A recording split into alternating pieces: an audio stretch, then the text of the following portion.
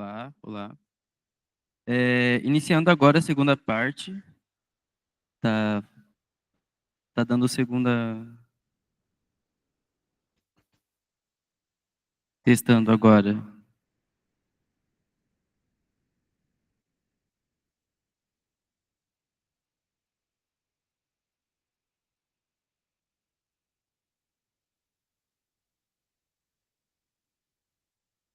Agora?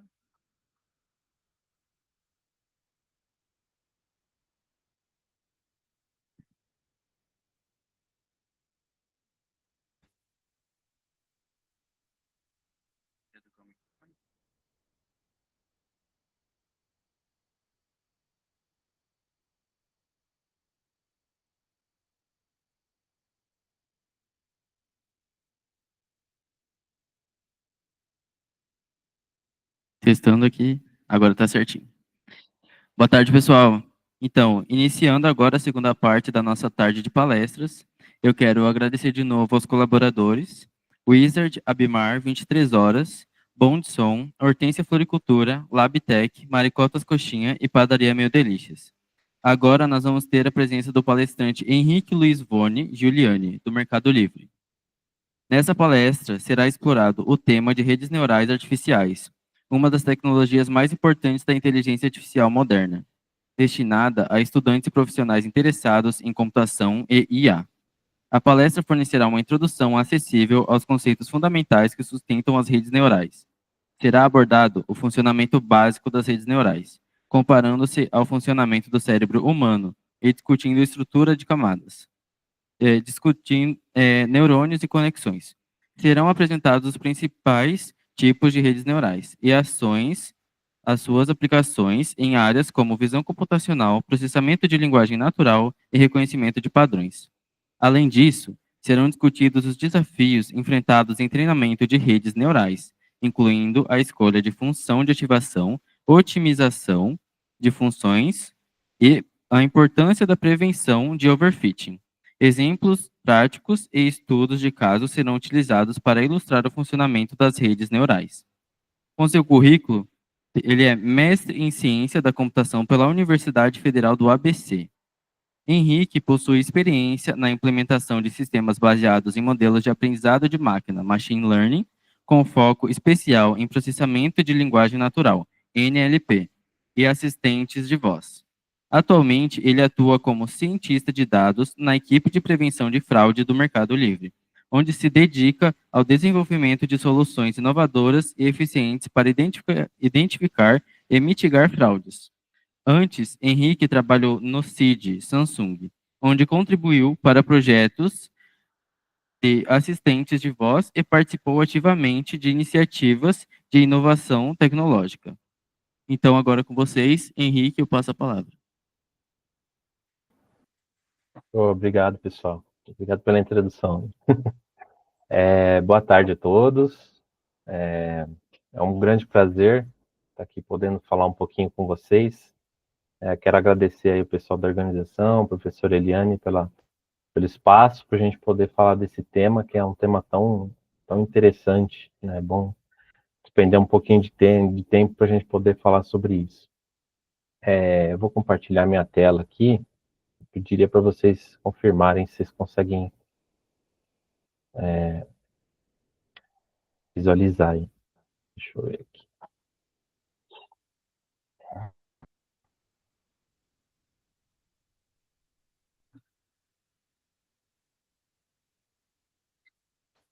Estão conseguindo visualizar aí? Sim.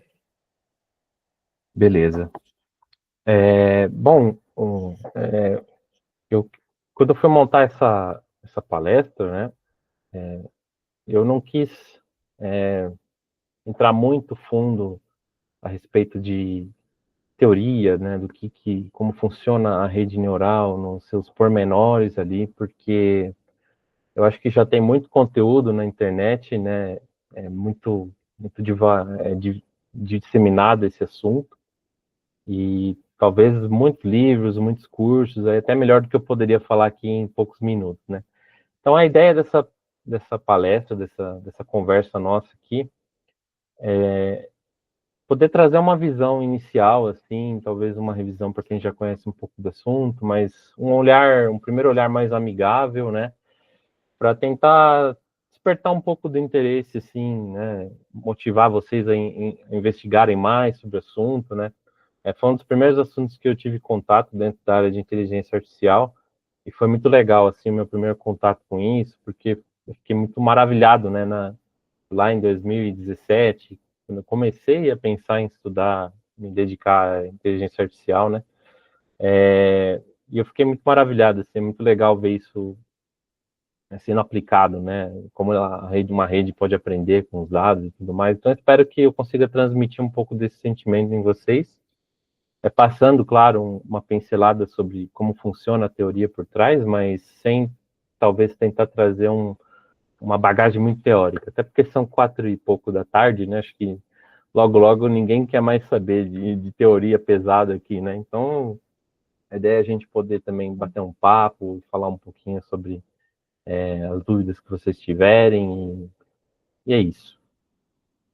Só dando um quebra-gelo aí, né, já fui apresentado, mas falando mais uma vez, eu sou o Henrique, eu sou aqui de São Caetano do Sul, em São Paulo, na ABC Paulista. Eu tenho a formação de mestrado em ciência da computação pela Federal da ABC e atualmente estou fazendo doutorado em engenharia da informação. Trabalhei por um bom tempo com sistemas voltados para processamento de texto, ligado a assistente de voz, né? Trabalhei muito tempo no CID com o sistema da Bixby, né, que é a assistente virtual da Samsung. Tenho experiência também na área de IA aplicada à saúde, né, com sistemas diagnósticos. E atualmente eu estou no Mercado Livre, né? Eu faço parte do time de ciência de dados voltado para prevenção de fraude. E uma informação muito importante, que eu tenho muitas guitarras, né? Eu tenho mais guitarras do que eu preciso. Eu gosto muito de tocar guitarra, é o meu hobby favorito, né? Então coloquei aqui só por quebra-gelo. Eu estruturei a palestra, né? A nossa conversa aqui em 5 partes, né? A ideia inicial é passar uma visão para vocês de como funciona bem brevemente uma rede neural, para dar um pouco de contexto, né? Até para que vocês possam acompanhar a palestra na sequência, né? Aí a gente vai falar um pouquinho sobre a parte de imagens, como redes neurais são aplicadas em visão computacional e processam imagens. Depois a gente fala com textos, né? Está muito em alta aí o ChatGPT e a generativa. Então, vou trazer um pouquinho do como que são as técnicas de rede neural aplicada a texto. Vou trazer uma visão diferente, um pouco do que está em alta aí, né, da IA generativa, outras aplicações que valem ser mencionadas porque representaram um marco muito grande na inteligência artificial. A inteligência artificial ela é estudada desde os anos 50, mas nos últimos 10 anos, assim, dá para dizer tranquilamente que a gente teve muita coisa que mudou, que influencia o nosso modo de viver, né? Que a forma como ela impactou na nossa vida. Tem aplicações no mundo real aí que são pouco faladas, mas vale a pena mencionar. E uma etapa final para a gente ter um espaço para bater papo, tirar dúvidas, né? Pode ser sobre o assunto, sobre a área como um todo, dúvidas que vocês tenham. É o momento para a gente conversar também um pouquinho. Então é isso, vamos lá. Primeira parte aí falando sobre rede neural. Para começar do começo, né? O que é uma rede neural artificial? Né? A rede neural, ela nada mais é do que um algoritmo, né? Uma estrutura ali de código que ela é inspirada, não representa, mas inspirada nas nossas redes neurais biológicas, né? A organização que a gente tem dos neurônios no nosso cérebro. Né? Então, os nossos neurônios eles são interconectados ali, né? A informação passa de um neurônio para outro, né? Através de uma propagação lá de um potencial elétrico, né? E o neurônio ele tem a capacidade de processar aquela informação para ver se ela pode ser ou não relevante para ser passada adiante ou não. Né? E os neurônios estão interligados ali com o que a gente chama de força da ligação entre esses neurônios, né, em força bem entre aspas aqui, né, que seria a plasticidade dessas conexões, definem, né, o quanto um neurônio está conectado a outro, né. Por exemplo, quando a gente diz que o nosso cérebro aprende muito por associação e por repetição, né. Então, por exemplo, quando a gente vai fazer musculação, por exemplo, que a gente vai fazer força ali, né? A gente vai ganhando força ao longo do tempo, muito pela questão do ganho de massa, mas também pela questão motora, né? Que está ligada à força, né? De conexão de uma área do nosso cérebro que é responsável por emitir esse sinal de necessidade de força, né? Isso é trabalhado ao longo do tempo, né? A plasticidade desses neurônios fique mais forte, né? E aí, através da repetição, a gente aprende. A gente tenta abstrair um pouco dessa questão da plasticidade, da propagação da informação, através das redes neurais artificiais. Elas são um modelo, talvez até simplificado, aí do funcionamento do nosso cérebro, né? E aí, até para falar um pouco de como funciona, né, a questão da informação no nosso cérebro aqui, a anatomia de um neurônio, para quem nunca teve a oportunidade de ver, é isso aqui. Talvez já tenham visto aí nas aulas de biologia, né? Cada neurônio ele tem ali suas partes, né? O neurônio ele tem um núcleo, a gente chama de soma, ele tem o corpo, né, do neurônio, onde está contido o núcleo, os dendritos, que são por onde a informação chega naquele neurônio, o axônio, que é por onde a informação sai, por onde a informação é propagada daquele neurônio, e as sinapses são as ligações que esse neurônio tem com outros neurônios, né? Então, aqui nessa imagem a gente vê aqui que seria uma rede neural, assim, ou pelo menos uma parte dela, né? De como esses neurônios se conectam, né? E aí a gente pode ver que alguns neurônios até parecem mais destacados aqui, com as ligações mais destacadas com outros neurônios, né? É isso que eu comentei da questão da ligação entre os neurônios, né? O neurônio, ele, bem brevemente falando, a informação chega para ele, né? Através dos dendritos, né? E o núcleo do neurônio é responsável por fazer a ativação desse neurônio, né? Esse neurônio, ele é medido nele, assim, a diferença de potencial entre o interior da célula e fora dela, né? E se esse potencial ele alcança um certo limiar, aí a informação é propagada. É quase que como se tivesse um if-else no neurônio ali que decide se essa informação vai ser passada adiante ou não, né? É mais ou menos essa ideia que a gente também tem nas nossas redes neurais artificiais. Esse aqui é o primeiro não, mas assim, um dos primeiros modelos de neurônio que a gente tem, modelo computacional de neurônio, né, que é o perceptron, que inclusive é o mais utilizado até hoje, inclusive, né, na computação. O funcionamento dele é que, assim, ele vai receber algumas entradas, né, que são esses x1, x2, xn, m valores de entrada, que são ponderados por pesos, que seriam como se fosse a plasticidade desse neurônio, né? Esses pesos, que a gente até, em alguns lugares que falam que são pesos sinápticos, né? Eles ponderam essas entradas e são somados, né? A gente gera um produto aqui de cada peso e cada entrada, e isso vai gerar um valor final que é passado por uma função que a gente chama de função de ativação, né? Essa função de ativação geralmente é o que diz, né? É o que dá um valor final, que pode ser baixo ou alto, para ser propagado na rede, né? Inicialmente, essa função de ativação ela era linear, né? Quando o perceptron ele foi proposto. Eu vou explicar um pouquinho depois o que é essa questão de linear ou não linear, mas ela era linear. Hoje em dia, a gente utiliza funções não lineares nos nossos neurônios. E aí eu vou dar um contexto também. E essa função, ela gera a saída, que seria essa saída Y, que é a saída do neurônio. Aí, bastante tempo depois que o neurônio, o perceptron, ele foi proposto, né, vieram com a ideia de conectar vários perceptrons em camadas, né, que eles pudessem processar informação em conjunto, né. E aí criaram a rede Multilayer Perceptron, né, que falam aí, ou rede MLP, né, muito chamada também.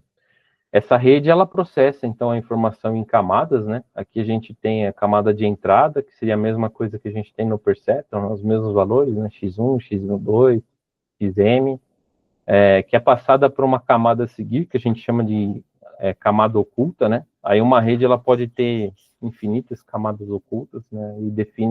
Quem define é quem projeta essa rede. E a informação ela é passada adiante, da mesma forma que o Perceptron recebe, cada Perceptron aqui vai receber a informação, fazer a somatória e a ponderação com os pesos, calcular uma função de ativação e passar adiante, né? Até que a gente chegue na saída dessa rede, que geralmente a gente chama de camada de saída, né? Aqui é importante dizer que cada neurônio de uma camada está conectado através de pesos próprios, né, com os neurônios da camada anterior. Então, isso daqui gera uma matriz de pesos entre neurônios e camadas, né, que é processado tudo de uma vez quando a gente vai treinar essa rede. Mas quando a gente fala que uma rede é totalmente conectada, geralmente a gente está falando de uma rede desse tipo aqui, né, uma rede MLP. E aí, sobre o que eu havia falado de função de ativação, né? O Perceptron, inicialmente, ele foi proposto como um processador de dados linear, né? Linear vem da ideia de reta, né? Se a gente pegar aquela ideia do somatório lá, né? Dos pesos ponderando as entradas, né? É similar ao que a gente tem a equação de uma reta, né, que pode ser expressa por ax mais b, né, só que ali num plano de n dimensões. Aqui a gente tem essa mesma ideia, né, no Perceptron, ele processa as informações de forma linear. Pensando em coisas práticas, assim, o que a gente pode dizer, assim, é um dos problemas que a gente tenta resolver com o Perceptron, com redes neurais, é um problema chamado de problema de classificação, né? É um problema, assim, de você realmente tentar classificar coisas utilizando a saída de um perceptron de uma rede, né? Por exemplo, utilizar dados de pessoas, de uma população, por exemplo, peso e idade, para dizer se ela é doente ou saudável, né? Então, se a gente pegar, por exemplo, o peso e a idade de uma pessoa e plotar num gráfico desse tipo aqui, né? Que a gente tem aqui na direita, a gente vai conseguir fazer se o problema for linear, né, a gente consegue traçar uma reta ali que separa quem é doente de quem é saudável, né? Mas nem sempre, assim, 90% dos problemas, ou mais até, né, do que a gente tem no mundo real, eles não são lineares, né? São problemas não lineares, ou seja, a gente não consegue simplesmente resolver eles com uma reta apenas, né? E aí seria o caso do segundo gráfico B ali, né? Que aí a gente precisaria de uma forma mais complexa para poder fazer essa divisão dos dados. E aí, por isso que se introduziu essa ideia de utilizar funções de ativação não lineares na saída de um neurônio, né? Porque com isso a gente consegue captar esses padrões mais complexos, né? E aí fica mais utilizável até esse tipo de algoritmo para esse tipo de problema, né?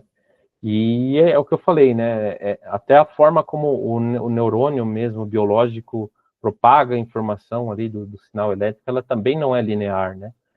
Inclusive, classificar sinais elétricos do cérebro, né? É um problema muito complexo, que envolve vários tipos de técnicas que a gente tem que tratar para poder chegar num classificador desse tipo, né? E existem inúmeras funções de ativação que a gente pode utilizar ali na saída do neurônio, né? É muito utilizado, vocês vão ver aí nas documentações, aí, nos artigos, a ReLU, a sigmoide, tangente hiperbólica, liq-ReLU, e aí cada uma tem uma função específica, né? E como que é feito o aprendizado dessa rede? Né, assim, o neurônio ele gera lá a saída, né, a gente viu que ele gera uma saída depois de fazer o processamento entre camadas ali, mas essa saída de primeira ela pode não ser muito boa. A gente precisa retroalimentar a rede com essa informação da saída para que ela possa ser capaz de se ajustar, né? Vamos dizer assim. Então a gente tem a técnica que a gente utiliza, né? É calcular uma função que a gente chama de função de loss, ou perda, ou função custo, né? Que essa função ela é uma forma de comparar o que o neurônio, o que a rede gera como saída, né, com uma saída que a gente já espera, né?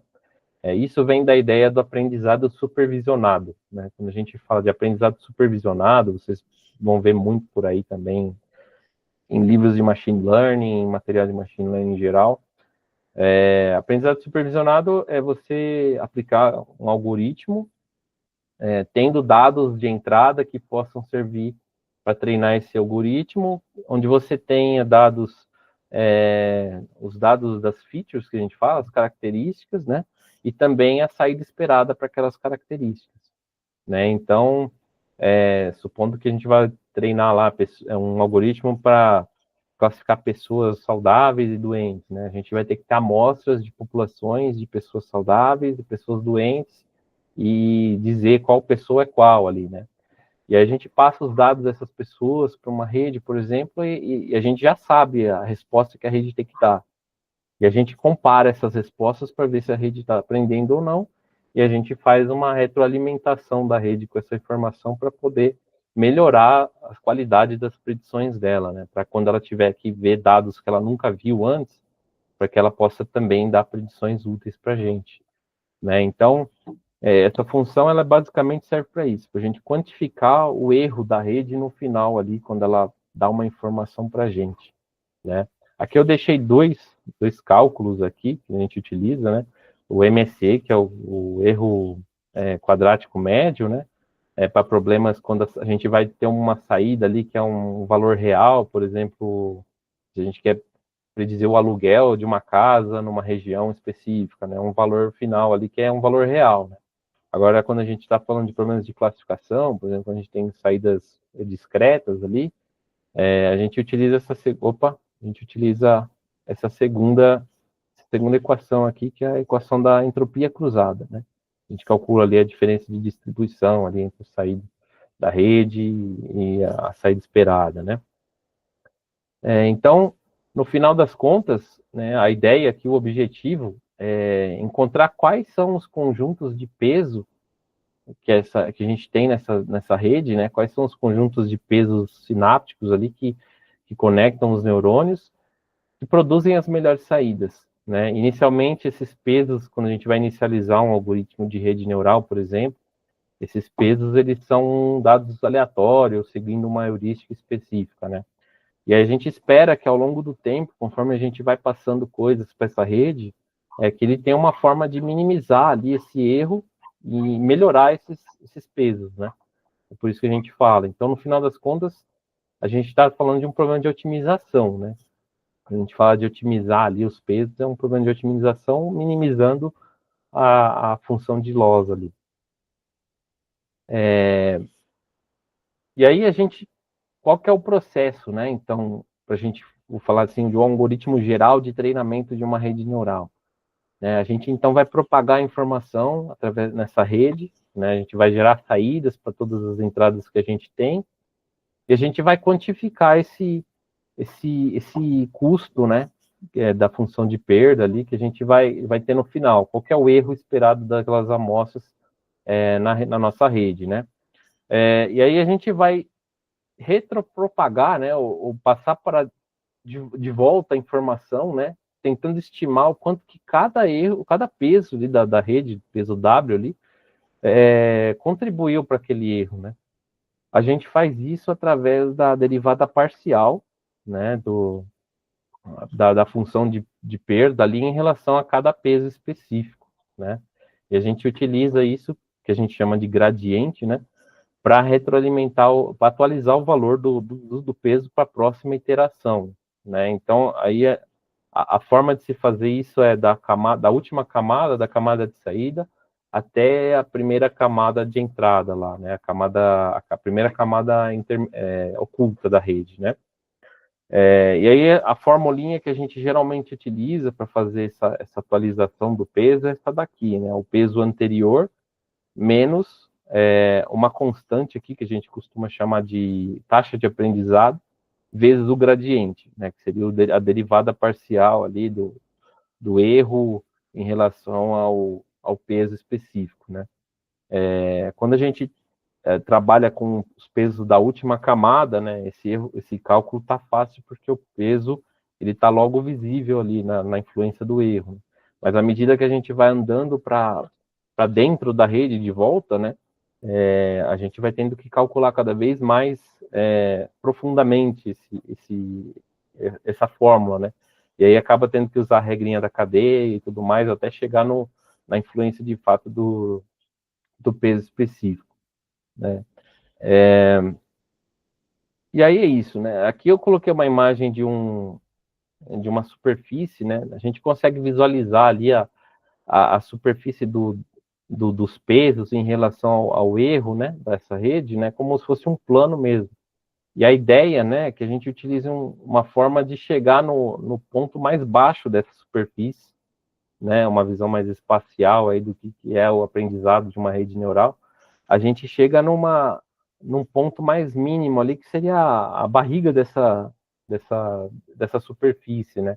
Porque ali é onde a derivada vai ser zero, né? E ali é onde a gente vai ter o menor custo possível, né? Aqui está uma visualização em 2D do que seria, hipoteticamente, aquele plano, né? A gente tem, então, vamos supor que a gente tem um peso W aqui, em função, e a gente plota ele em relação ao custo da função custo, né? A gente quer, então, inicialmente a gente tem um valor ali mais acima, ali à esquerda, né? Um valor inicial, e a gente quer caminhar em direção ao mínimo, né? A gente faz isso justamente calculando o gradiente, né?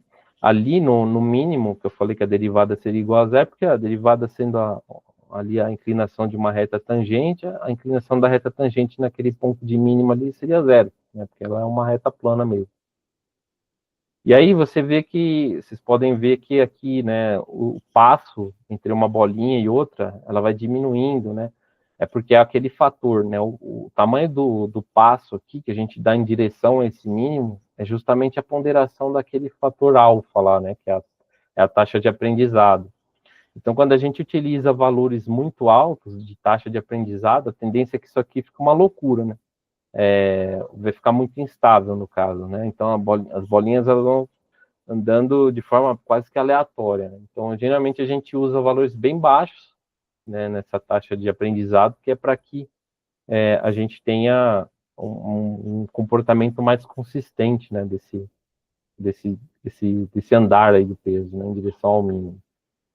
E o nome, né, do processo que a gente fala para chegar nesse mínimo, né, o algoritmo que existe, que a rede neural usa para chegar nesse mínimo, vocês vão ver por aí, é o gradiente descendente, né?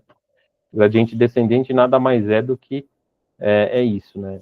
O caminhar ali dos valores do peso em direção ao mínimo do custo, né? Eu deixei uma apresentaçãozinha aqui de um site bem legal que eu encontrei, que é um site onde vocês até podem entrar depois para tentar entender melhor como que funciona a rede e tal, brincar um pouquinho com rede neural e tal, sem ter que fazer código, né? É uma visualização, vamos dizer assim, né? Então, nesse site aqui a gente consegue configurar praticamente tudo, assim, em relação a uma rede do tipo MLP, né? A gente tem aqui as features de entrada, no caso a gente está usando só dois valores aqui, x1 e x2, né? Uma camada aqui intermediária, né?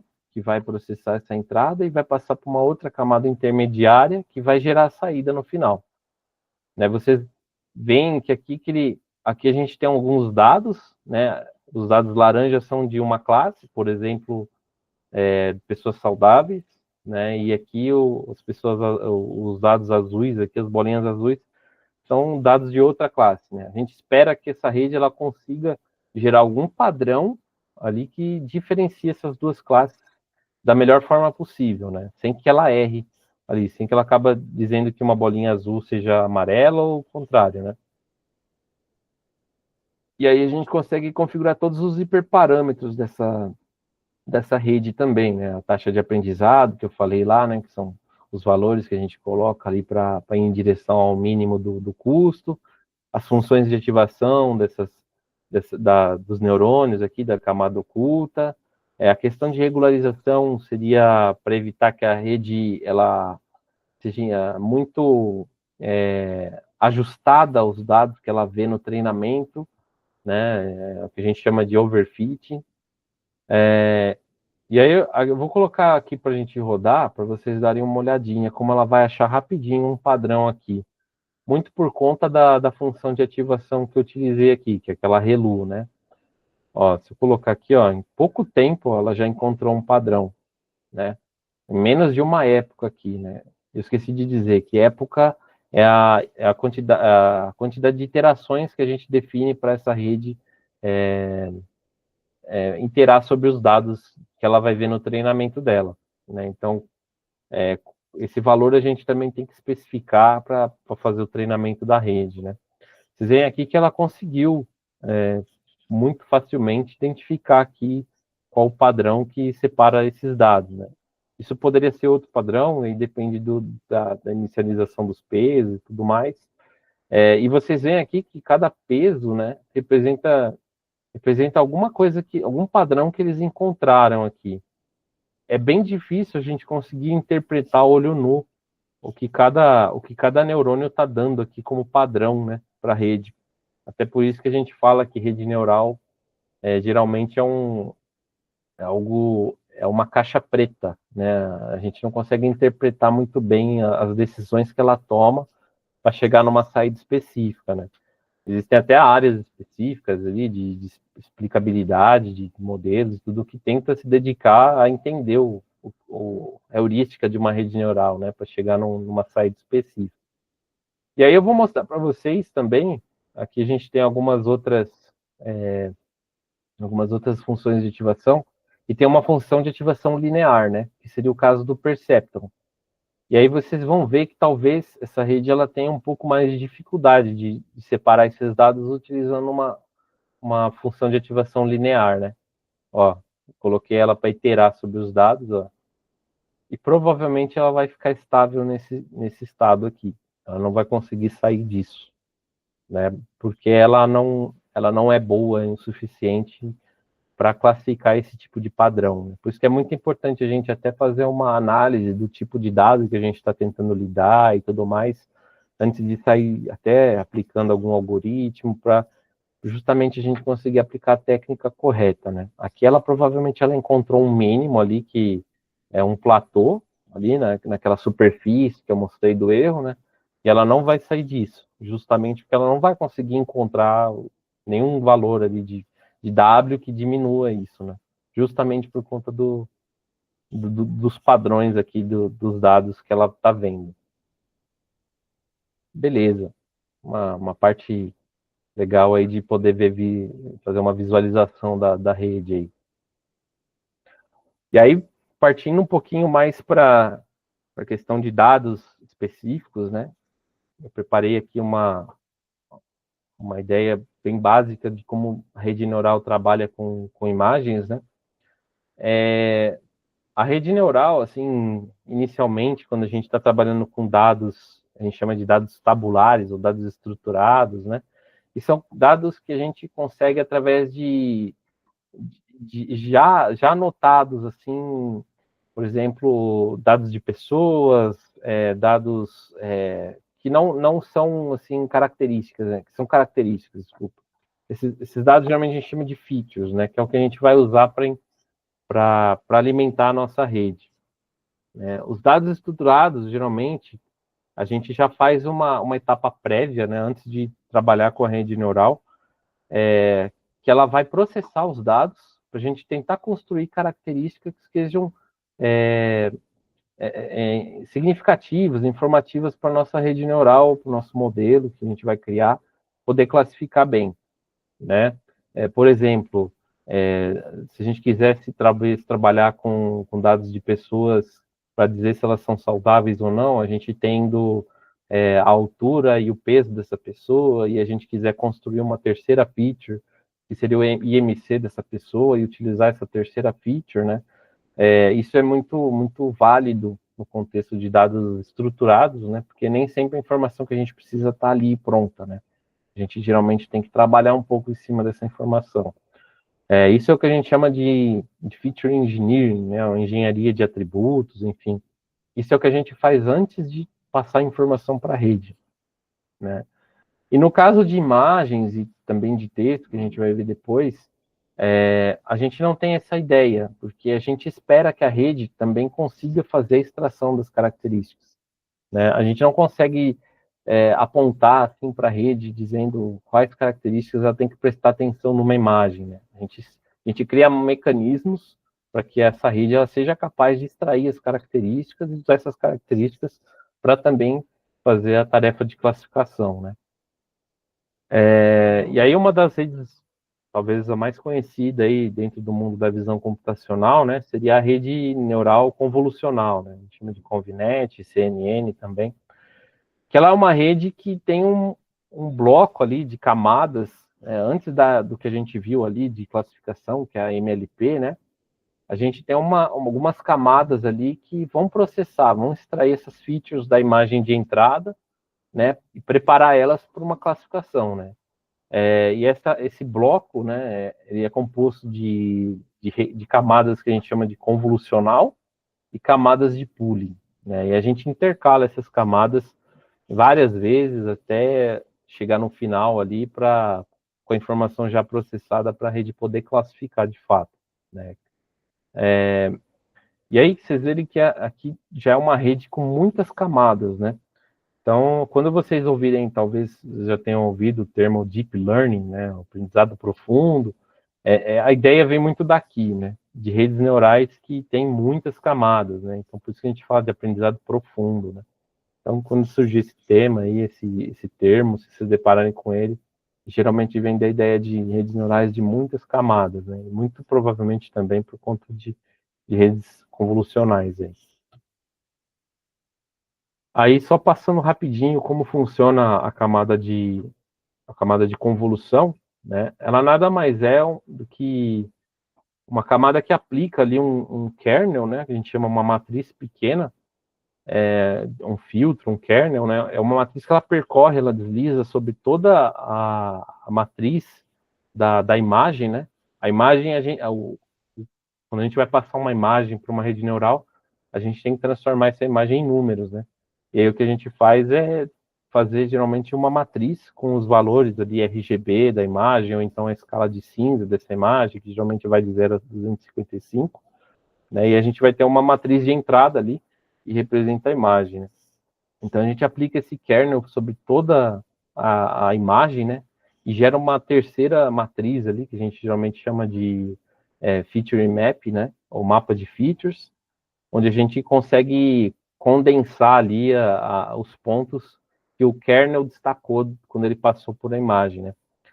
A ideia aqui é que, assim, existem kernels que eles geram detecções ali de padrões específicos numa imagem. Então, geralmente, a gente tem kernels para detectar bordas, a gente tem kernels para deixar a imagem mais acentuada, com mais nitidez, né? A gente tem kernels que detectam padrões circulares, coisas mais complexas, né?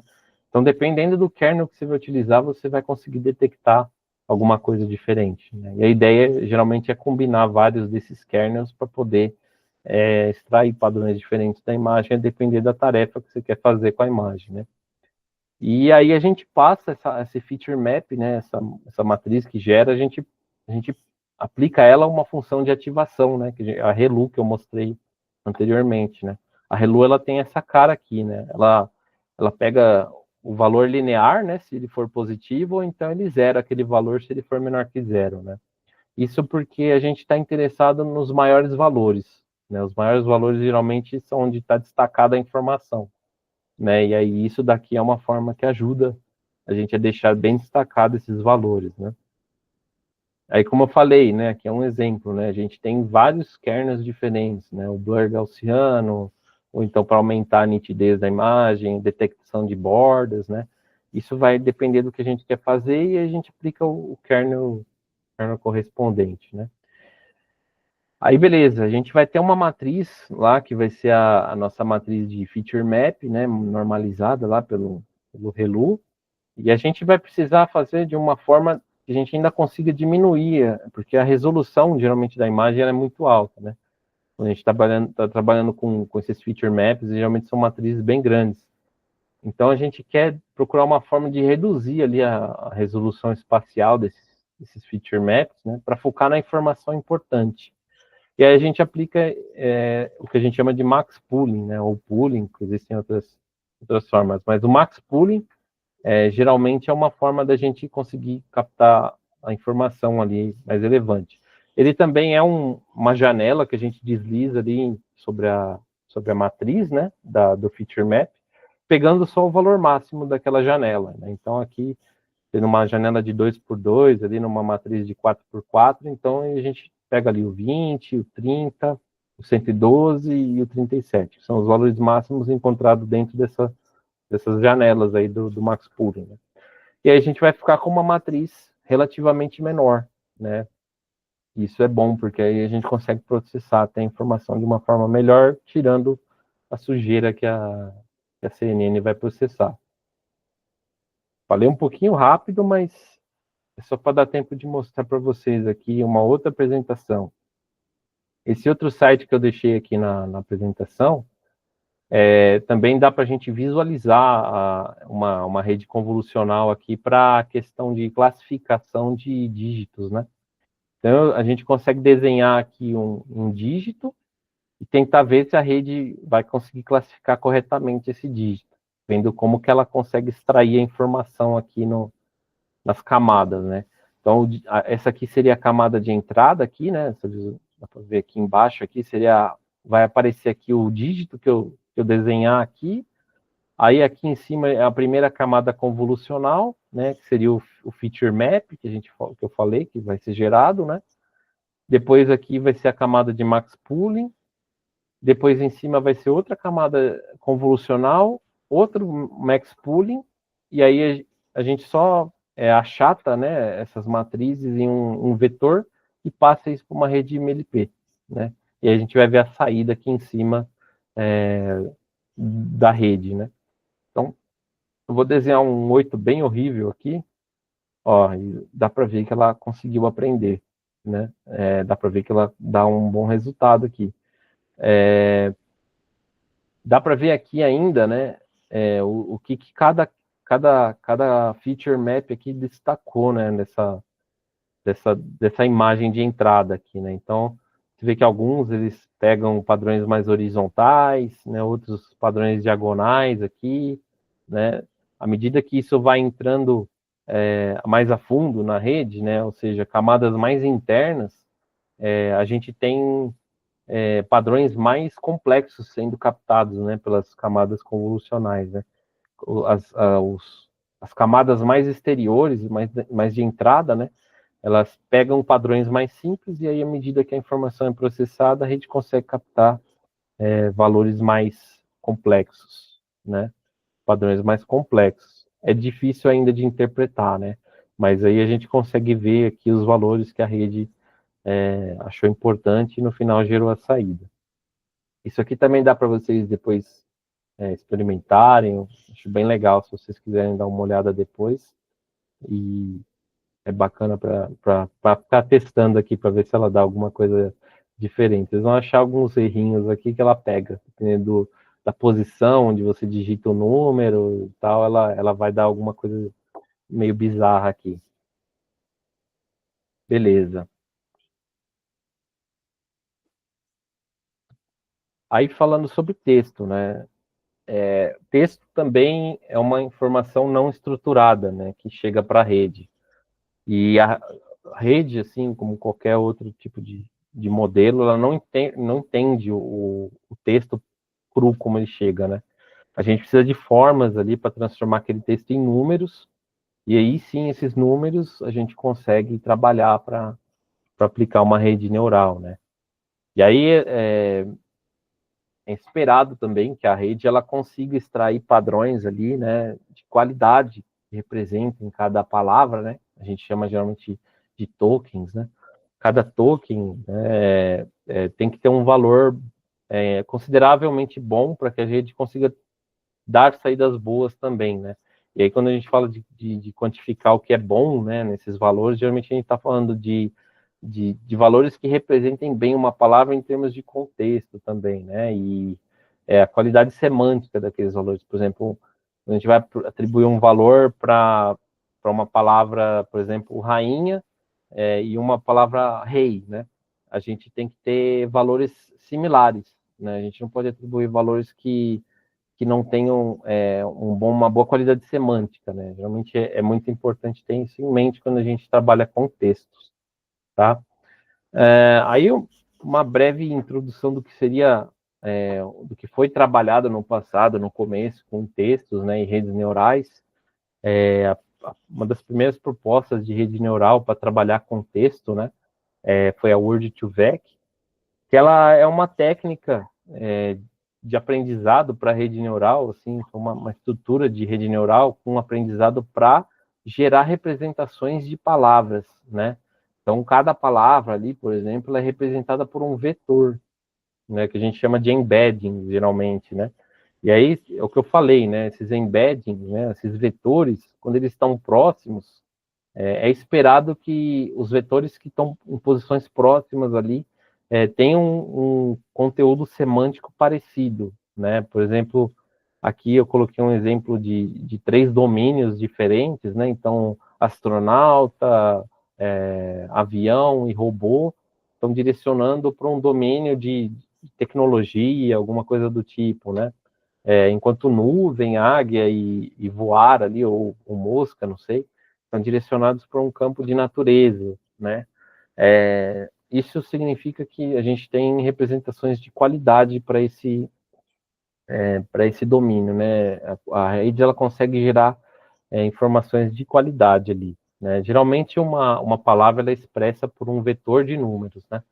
E aí a gente utiliza a rede neural, por exemplo, a Word2Vec foi uma das primeiras abordagens aí para gerar esses valores, né? Como que ela fazia isso, né? A gente tentava predizer qual que era a palavra que estava faltando numa frase, por exemplo, que completasse aquele contexto, né? Isso ela fazia com que ela se autoajustasse para gerar representações, né? Ou então também o contrário, né? Dado uma palavra, tentar completar o contexto dela, né? Isso também é uma outra estratégia que o pessoal geralmente utilizava. Mas isso aqui, assim, tem muitas limitações, né? De implementação, também de riqueza, de contexto também, que logo fizeram com que esse tipo de abordagem não fosse mais utilizada, né? Na sequência, a gente veio com um outro tipo de rede neural, que a gente chama de rede neural recorrente, né? São redes capazes de processar informação ao longo de uma sequência, ao longo do tempo, né? Elas têm um teor temporal aí de processar informação, né? Então, geralmente, esse tipo de rede, ele tem uma memória associada, né? E essa memória leva em consideração nas predições futuras, ou então, retroativamente também, você consegue calcular ali a influência de cada embedding, né? E aí a gente tem duas que foram muito utilizadas por bastante tempo, que é a LSTM, né? E a GRU, né? São redes assim que têm peculiaridades para poder armazenar informação e passar ela adiante nas novas iterações, né? Levando em consideração que uma informação que é temporal, né? Ela tem uma sequência, ela é dependente do tempo. Aí eu não vou entrar muito em detalhes em como funciona isso, mas é muito interessante vocês pesquisarem depois para tentar entender o funcionamento delas, porque são muito utilizadas também em texto, se vocês tiverem curiosidade, mas também em outros domínios que dependem de informação agregada no tempo, né? E aí, por fim, a gente chegou no marco mais importante aí da área de NLP, e também agora processamento de imagem também já utiliza, né? E a IA generativa, são os mecanismos de atenção que a gente fala, né? Até então, aquelas redes que eu mostrei, né, a LSTM, a GRU, elas têm uma capacidade de armazenar o contexto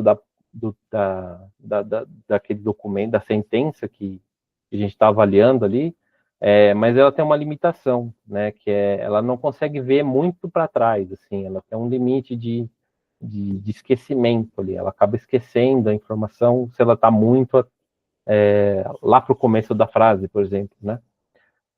E os mecanismos de atenção, eles visam gerar uma forma de processar melhor a informação para a gente poder representar cada token, né? Cada palavra, por exemplo, né?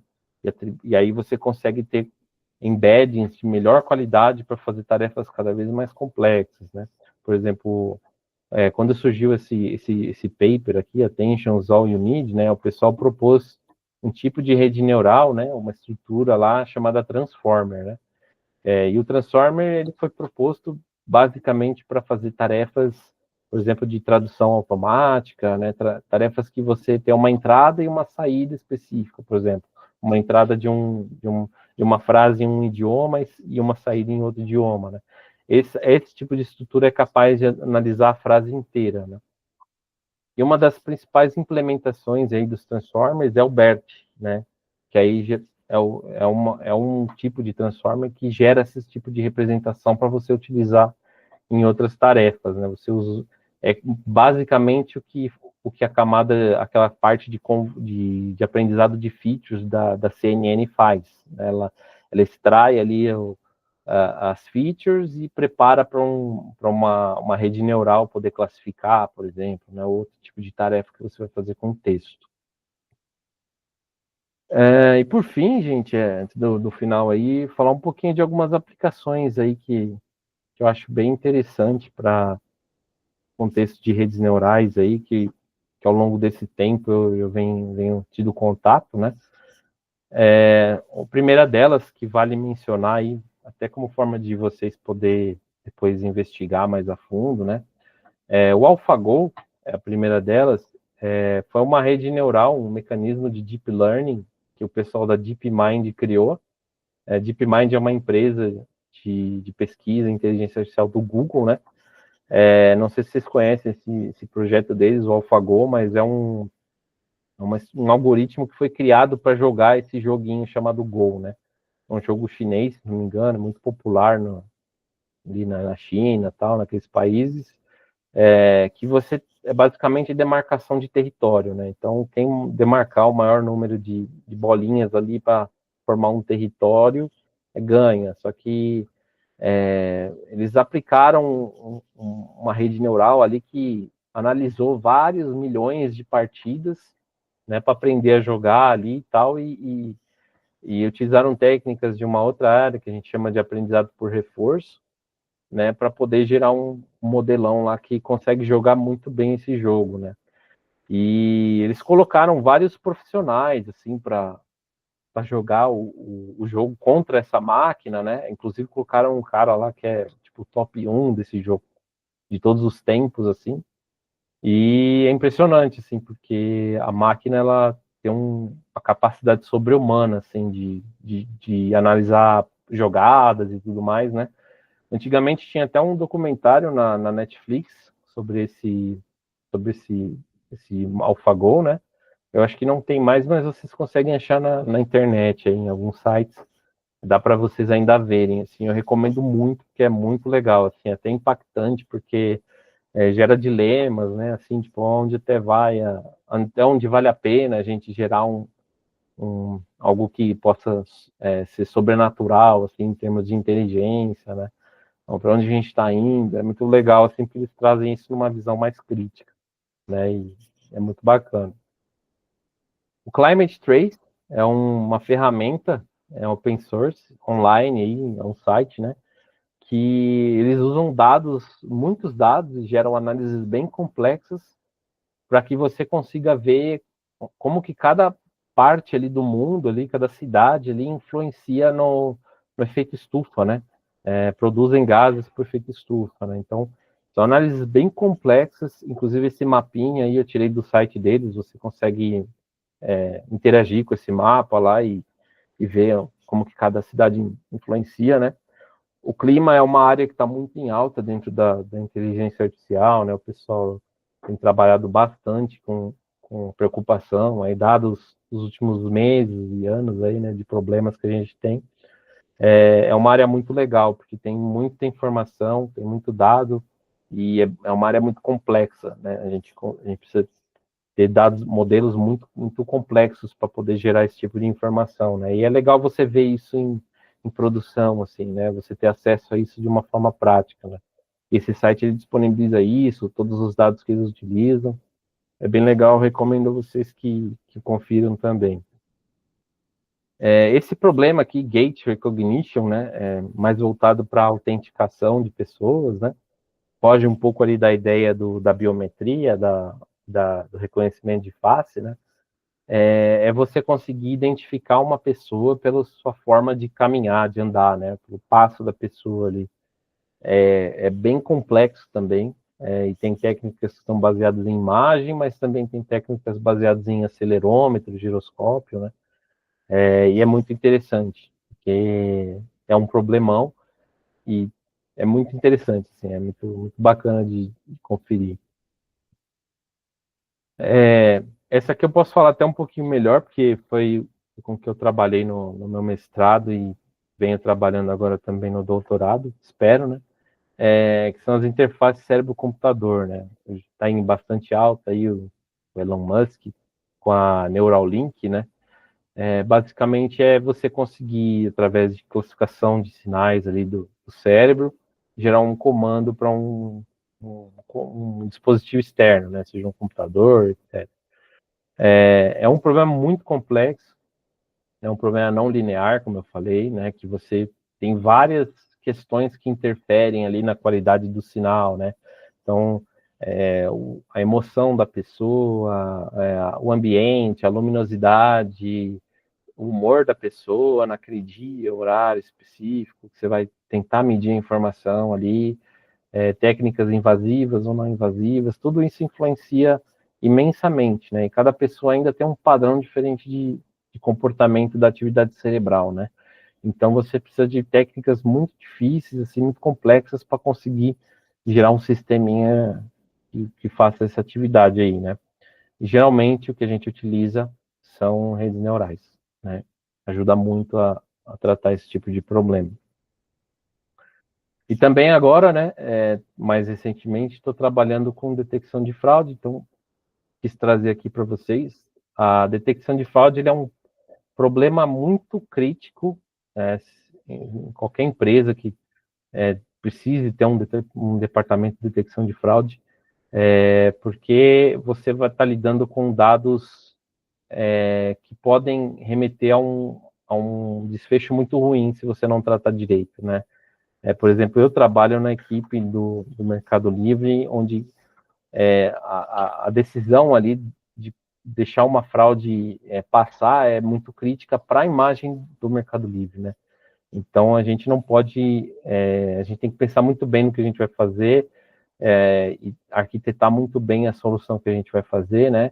E, geralmente, assim, quando a gente está lidando com fraude, são dados muito pequenos perto da porção de operações que acontecem num ambiente, né? Por exemplo, entre todas as atividades que acontecem dentro de uma loja virtual, por exemplo, qual que é a porcentagem de pessoas que tentam fazer uma fraude é muito mínima, né?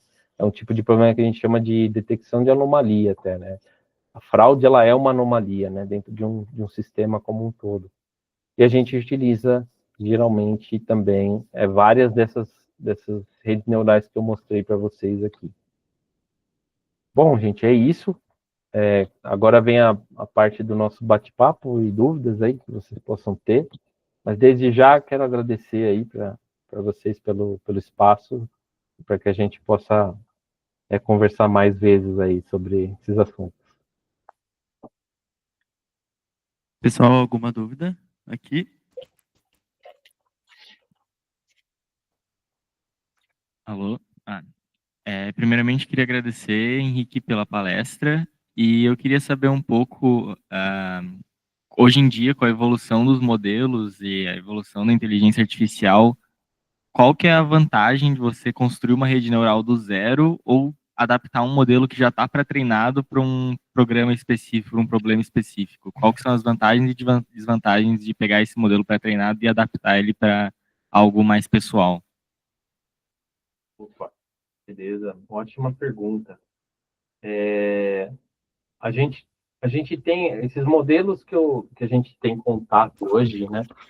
Por exemplo, o ChatGPT, modelos de visão, tudo mais, geralmente o pessoal chama de LLMs, né? São modelos muito grandes.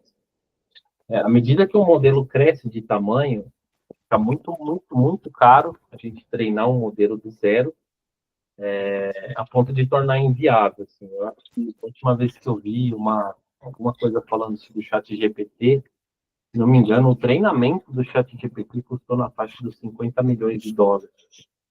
Então, acaba ficando uma coisa bem elitizada, né? A gente não consegue, a gente não consegue fazer isso num ambiente, por exemplo, de pesquisa, né? Aí, então, a alternativa que a gente faz é partir desses modelos que são disponibilizados na internet, por exemplo. A gente não treina eles do zero, né? Mas a gente roda algumas épocas em cima desses modelos para o nosso problema. Né? Isso é o que a gente chama de fine tuning, né? O ajuste fino. Então a gente tem esses modelos já disponibilizados na internet, eles já foram treinados em algum conjunto enorme de dados, e a gente pega esses modelos e aplica na nossa tarefa, rodando, por exemplo, só por um pouquinho, só por algumas épocas, um conjunto bem menor de dados, né? Hoje, assim, eu diria que é bem difícil você conseguir rodar alguma coisa do zero, assim, do zero, a menos que você tenha muita certeza que você precisa fazer isso. Mais dúvidas, pessoal?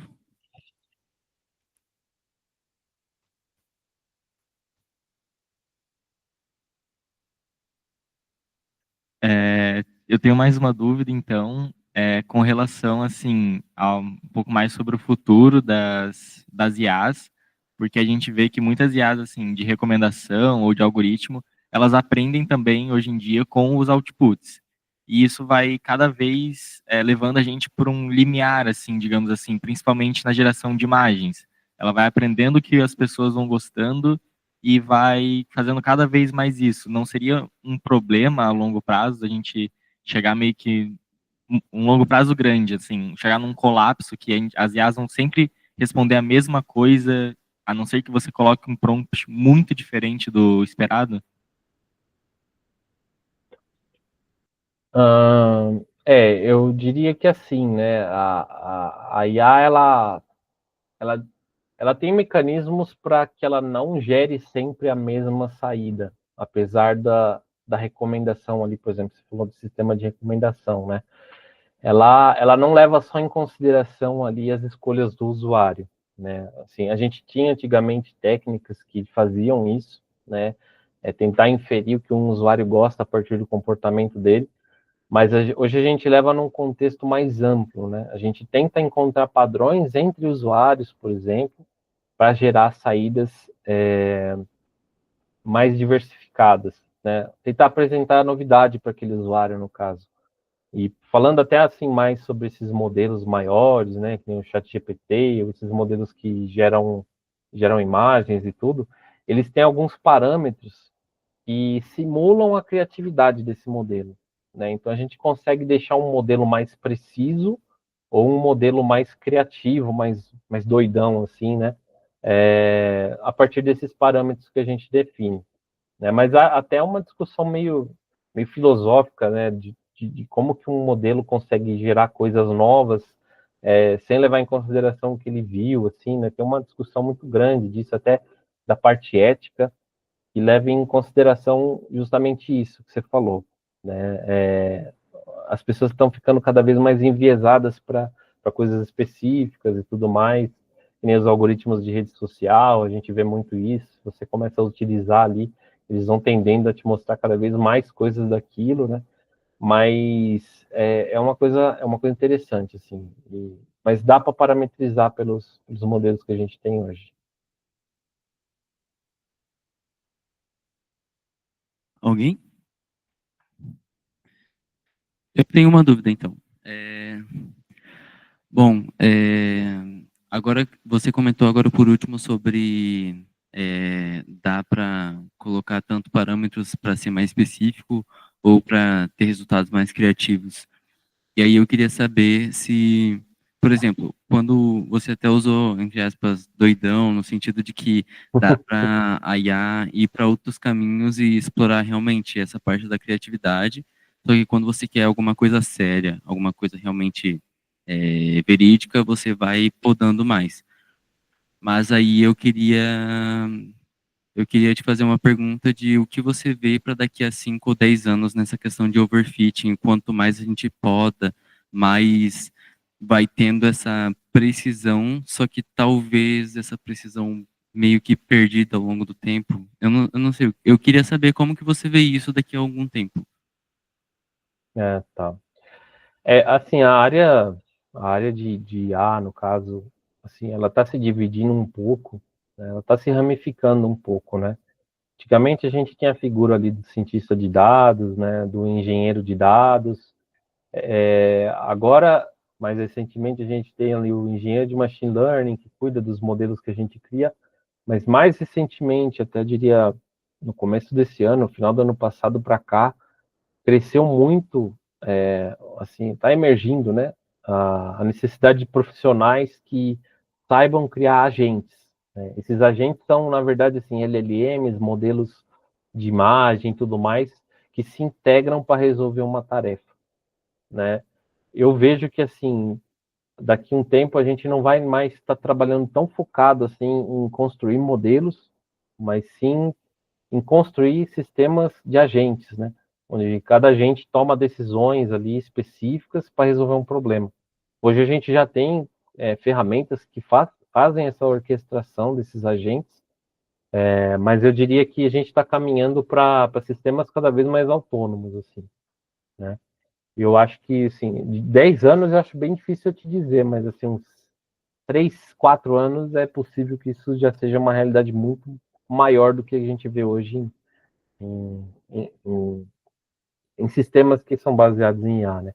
Hoje lá no Mercado Livre, por exemplo, a gente já tem alguns LLMs que detectam, sem a gente ter a necessidade de treinar eles para detectarem alguns tipos específicos de anomalias, lá, de fraude, né?